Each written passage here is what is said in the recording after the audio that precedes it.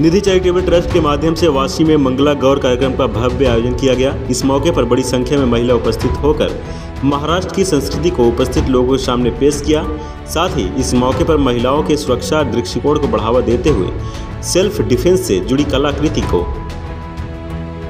पेश किया गया। इस कार्यक्रम की सराहना करते हुए शिवसेना उपनेता व सीए के अध्यक्ष विजय नाहटा ने अपनी प्रतिक्रिया देते हुए महिलाओं का आभार माना है।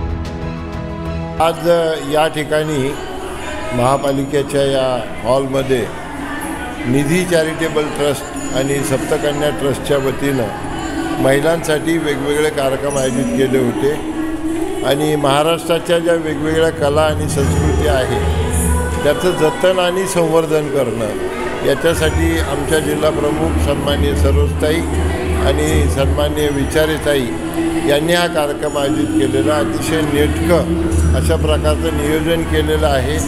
लहान मुलांना स्वसंरक्षणाच्या मुलींना धडं देणे, लाठीकाठी असेल, तलवारबाजी असेल, अशा प्रकारचे कार्यक्रम आणि मंगळागौरचा कार्यक्रम त्यांनी ठेवला।